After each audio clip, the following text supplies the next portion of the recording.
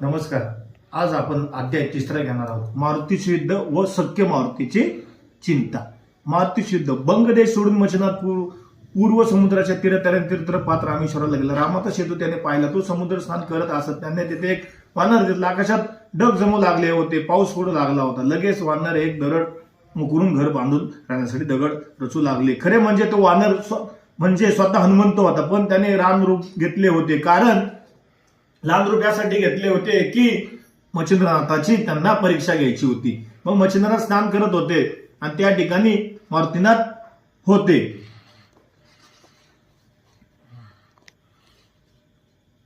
Cut करत आता.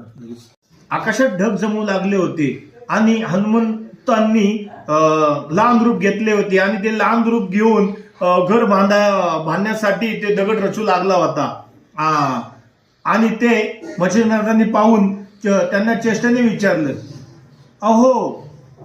चेष्टेने म्हटले, वा, फार लवकर शहाणा झालास. ताण लागली की वीर खणतोयस. लवकर शहाणा झाला. हा वरून पाऊस पडतोय आणि आता बंद कर. हा वरून पाऊस पडतोय आणि तू आता घर बांधणार.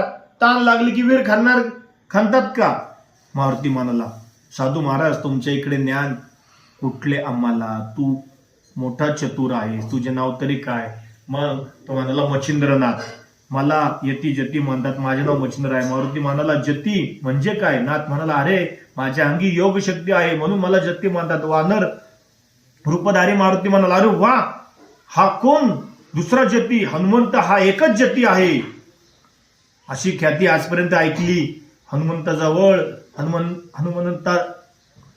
हनुमंताजवळ मी राहत असे म्हणून मला त्या शक्तीचा आदरावा हिस्सा तरी प्राप्त झालाय. म्हणजे मच्छिंद्रनाथ असे म्हणतात की हनुमंताजवळ मी राहत आहे म्हणून मला त्याचा हिस्सा प्राप्त झालाय.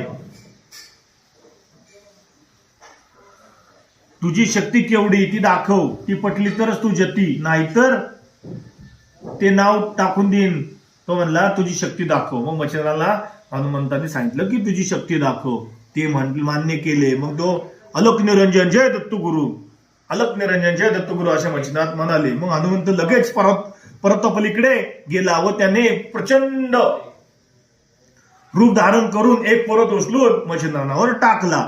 मग मारुतीचे खरे रूप माहीत नसलेला मच्छिंद्र कोसळणार. मग मच्छिंद्राला त्याचे खरे रूप माहीत नव्हते. त्यांनी वानर रूप घेतले होते आणि आपलं तो पावसाला की दगड रचत होता. कोसळणार.